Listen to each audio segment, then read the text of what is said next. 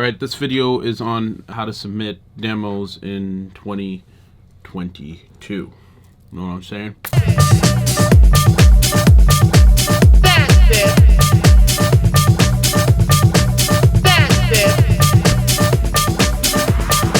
Look.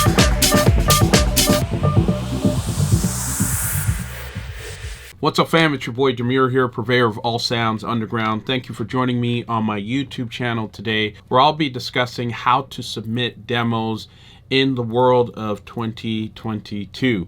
But before I jump into things, what I need from you is that SLC. Hit subscribe, like, comment, and more importantly, hit the notifications bell to stay in touch with the new videos and content that we have and coming or readily available. All right, so let's just jump right into things. This video was actually inspired by a DM I got from one of the members in our community, just asking if I had a video like this, which I do, but that was for 2021 because things are just changing so rapidly.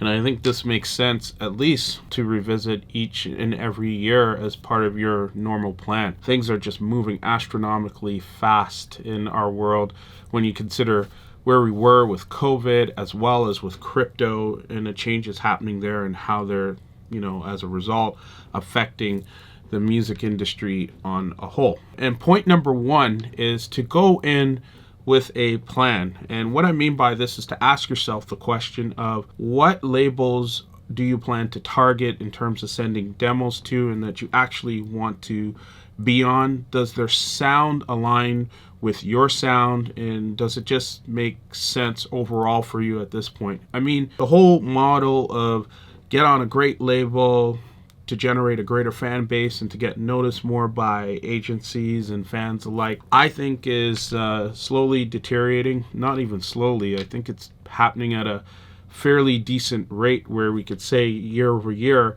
that you really need to consider what percentage of music will you keep for yourself and put out on your own platforms like Beats Union and Bandcamp, etc. SoundCloud is nice, but it's more of a, I would call it a postcard, so to speak, rather than a place where you can actually transact on music and grow a substantial and viable fan base of people who actually will be down to support you with whatever it is you do. So you need to go in with a fairly succinct and clear plan that works for you when it comes to approaching demos. I think for a lot of people who are approaching the industry now, new and up and coming people, I'd say, yeah, you might have to have 70% of your music in 2022 out on, fairly decent small to mid-sized labels, and hopefully you can get lucky and target some really reputable and results-oriented labels that are out there making noise in the industry. But year over year,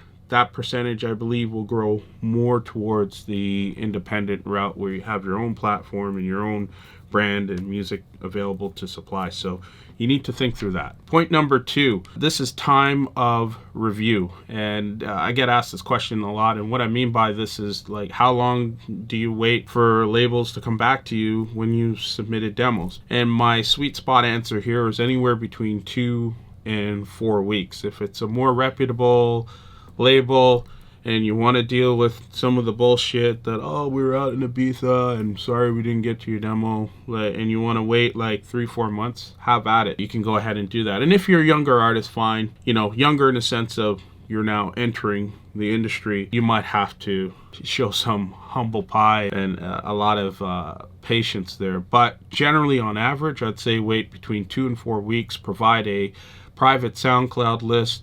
That way you can keep track of who's listened to it. Do not make the playlist astronomically large, like 10 to 15 fucking songs on there. Like, just keep it down to, I would say at a max, 4 to 5 songs. Because the more songs you put on the list and the more options that there are, it just gets into information overload and people don't have time for that. The other thing too is to make sure that it's downloadable and leave it as an MP3. I would say it doesn't necessarily need to be mastered, but it does need to be mixed well. So from a DJing perspective, as a label owner myself, if I hear a track, I think it's interesting and I want to play it out and test it first before I actually engage in signing it, that's something that a lot of us do, so make sure it's available for downloads as well. And point number 3, I'm going to call this teasing the promo of the track. And what I mean by that is actually giving the track to some key players or people who are,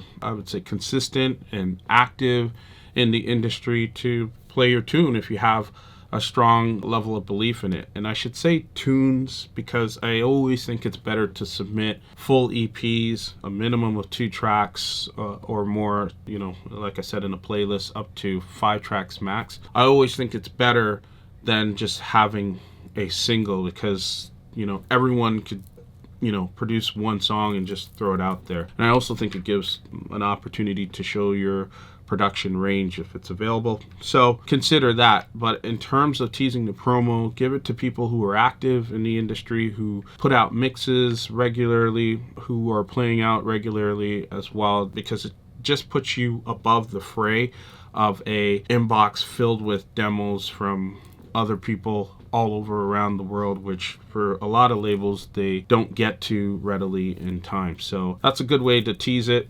And by doing so, as other DJs are out gigging together or in the club hearing tracks, and if they hear something that they know is different, they're going to ask what it is. Point number 4 is to have your terms already thought out. And I'm talking about the terms of the contract. So what are your non-negotiable items? It could be the length of contract, your default for what you expect in terms of royalty splits on the sales. You need to ask yourself those questions to help smooth the process along of going from demo to signing the tracks over to get them on board and ready for release. It's just something that you definitely should think through. I think a lot of people don't think about this stuff, and it's very much reactive, and in a lot of cases they walk away from the deal kind of sour about it and feeling sort of used in the process. But if you go in with some thought as to what you expect and what you're trying to create out of the deal and level setting your expectations, you'll fare much better. And point number 5, it's kind of part of demo submission, but it's to always remember that every demo is an asset. And I'm saying that because not every demo will even get a response or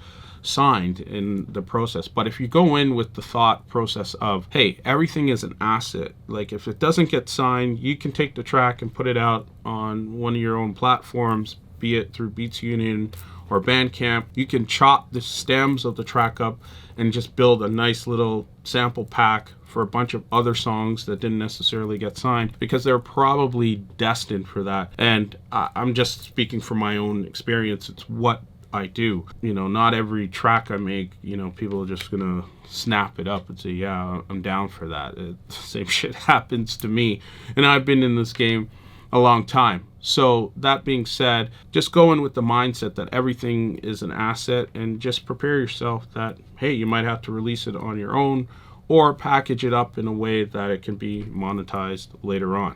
And there you have it. Those are my thoughts on how to submit demos in 2022. We are in an ever advancing world where things continue to change so rapidly. So I'm definitely going to be revisiting this topic on a regular basis. Let me know your thoughts on it. I usually join the conversation within 48 hours of posting these videos, and it doesn't necessarily have to stop there. We have a growing Discord community where there's a bunch of like-minded people, and you can join the server for free, extending these conversations, providing tips to one another, and motivation as well. The other thing I'd say too is I have an active Patreon going on, so you could check us out there, where I host a weekly production stream and generally show my workflow process and explain why I do the things I do from scratch, whether it's beat making, song arrangement, or finalizing songs for, pre-masters and getting them ready to be mastered and released. All depends on what's going on, but I welcome you to join us. Check us out, patreon.com/Demuir Official. The link is in my Linktree as well as listed below in the description. Much love and respect to you. Peace.